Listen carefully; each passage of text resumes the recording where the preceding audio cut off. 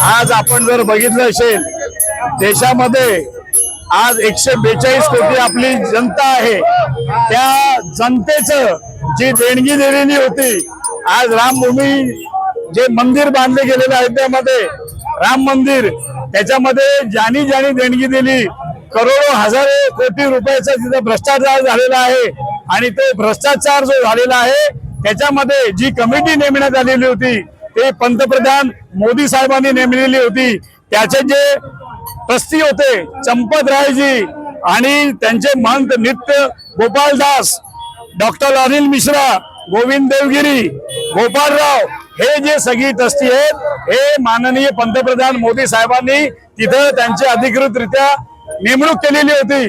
पण आज तिथं हजारो कोटीचा जो भ्रष्टाचार झालेला आहे, पैसे गायब झालेले आहेत, करोडो रुपयांचे दागिने, सोनं, चांदी सगळे गायब झालेलं आहे।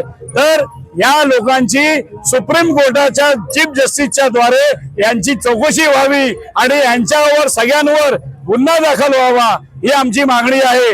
दुसरं आमची आपल्या थ्रू ही मागणी आहे की महाराष्ट्रातल्या शेडिके साईबाबा मंदिर, सिद्धिविनायक मंदिर, महालक्ष्मी मंदिर, त्याच्यानंतर तिरुपती बालाजी मंदिर, या देशातले जे महत्वाचे जे स्थान आहेत, देवस्थान आहेत, त्यांचीही चौकशी करण्यात यावी।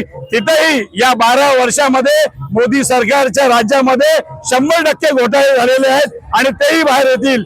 ज्या लोकांनी यांना निवडून दिलेला आहे आज त्या लोकांच्या ह्याच्यावर त्यांनी गदा आणलेला आहे। आज लोकांचा विश्वासघात यांनी केलेला आहे। येणाऱ्या काळामध्ये या मोदी सरकार यांनी यांचं सर्व शिष्टमंडळ जेलमध्ये झाल्याशिवाय राहणार नाही।